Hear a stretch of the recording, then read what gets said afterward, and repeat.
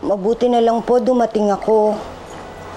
Kakagatin mo po ako ng aso gaya kay Uping. Hindi naman siguro, anak. Kasi hindi naman lahat ng aso nangangagat eh. Eh, bakit po si Uping? Eh, anak kasi, bad yung aso na yun eh. Kasi bad yung amo nun. Ako, malamang ba din yung aso dito kung si Ma'am Loli ang amo? Ha? Yaya Live, ano yun? Sir, wala po. Ang sabi ko po, nagtataka lang po ako kung bakit nag-uwi sila ma'am ng aso dito. Kawawa naman po si Trudis. Kaya mo yan ang aalamin ko. Nakakabwisit talaga. Pagkakataon na natin makaganti dyan sa Trudis na yan, nakialam pa yan si Lev. Mami, natatakot ako doon sa dog. Kasi pipo pa natin yun. Natatakot ako doon sa nangyari kay Uping. Ano ka ba naman, Sugar? Sa pet shop pa lang, inaral na namin si Ginger. Alam na namin kung paano paamuhin yun, no? Oo nga. Relax ka lang! Kahit pa, baka ako kagatin. Hindi naman siya para mangagat. Dinala lang namin siya dito para matakot si Trudis. Para tumuloy-tuloy yung trauma niya. Correct. Kasi alam nga naman habang nagpapakahirap tayo dito, siya naman nagpapakasarap. Hindi pwede yun. No way. True. Miming, come here, come here. Hi, Nick. Kamusta na si Trudis? You know what? I'm really sorry for what happened. Honey, pwede ba tayo mag-usap sandali? Inis na ba ko? Teka nga. Huwag kang papayag. Bakit mo naman ginanon si Mami? Nagsasorry na nga sa'yo, Nick eh. Dinedma mo lang. Akala ko ba okay na kayo? Look, hindi ko maintindihan kung bakit nyo ginawa yon. Bakit kayo nag-uwi ng aso dito? Hindi ba kayo naaawa kay Trudis? Nick, believe it or not, kapakanan ni Trudis ang inisip namin kaya kami nagdala ng aso dito. Look, hindi siya makaka-move on if she's not gonna face her fears. Kaya nga kami nagdala ng aso dito para, malay mo, yung pa yung makatulong sa trauma niya. Alam mo ang problema kasi sa'yo? Pakiramdam mo, ikaw lang ang nagmamahal kay Trudis.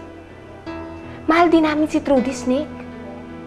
And believe it or not, napalapit na rin sa amin si Uping. Kaya masakit din sa amin ang nangyari sa kanya.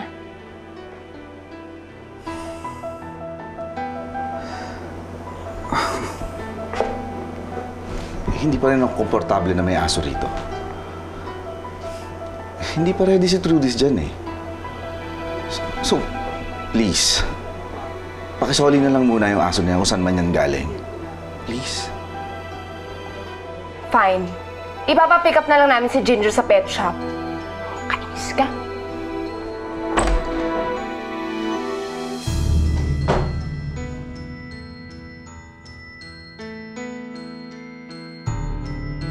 Saan ko kaya naiwan yung raluan ko?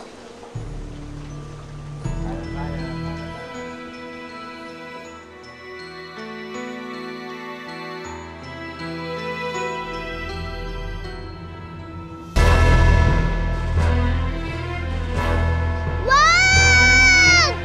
Wag! Wag!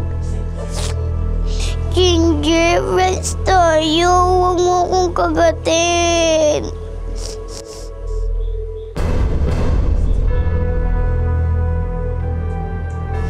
Mabait ka naman pala eh.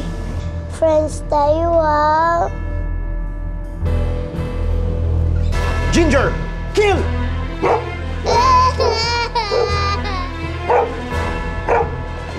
Papa Nick!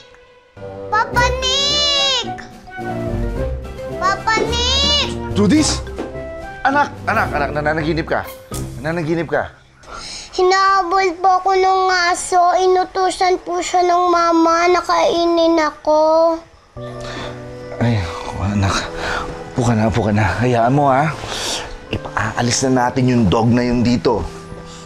Hmm?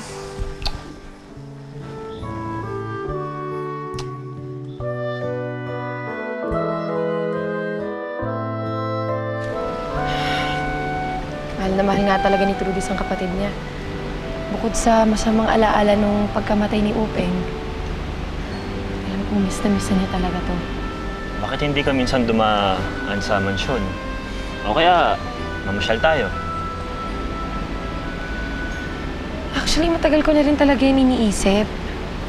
Nahiya lang talaga ako magsabi kay Sir Nick.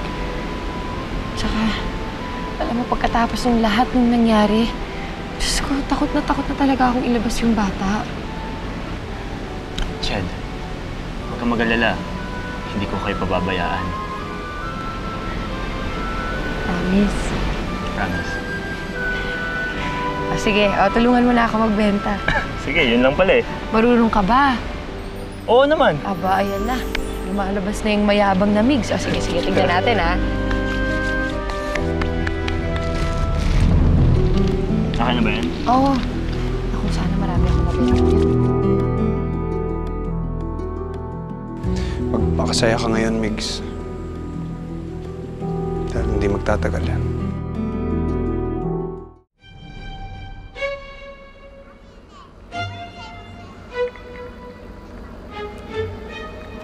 Umiinit na talaga ang mata at dugo ko dyan kay Lev, ha?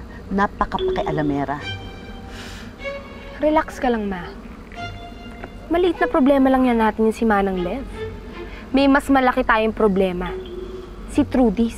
Biruin mo, ang liit-liit na bata, tiniksala muna natin. Tama ka dyan. So, ano na ngayon? Papayag ka na lang ba doon sa gusto ng asawa mo? Mawala na akong magawa. Hindi ko na matansya si Nick. Dati isang hagod ko lang, nakukuha ko lahat ng gusto ko. Ngayon ingat na ingat ako, hindi ko na alam gagawin ko. Basta, huwag kang papayag na isusoli agad yung aso ng ganun-ganun na lang na hindi nateterrorize si Trudis. Ang mahal-mahal ng binayad natin doon.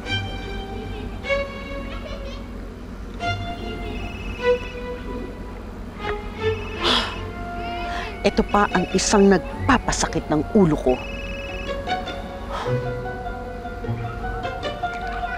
Hello.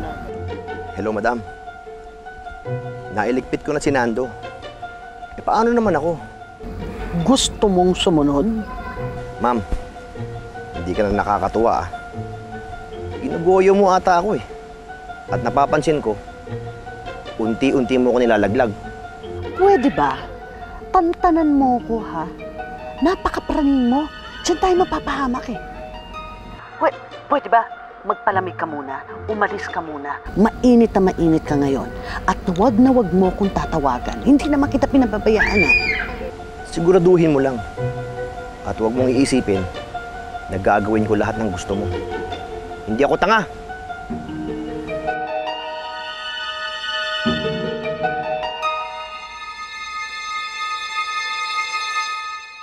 Ginger, you want food? Here you go. Kung gusto mo pa, marami pa ako doon. Pero dapat susundin mo ko. Takutin mo pa si Trudis, ha? Ang galing-galing mo!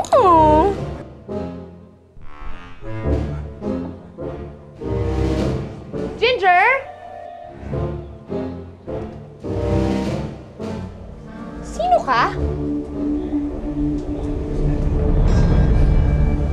Honey, kaibigan ako ng mama mo.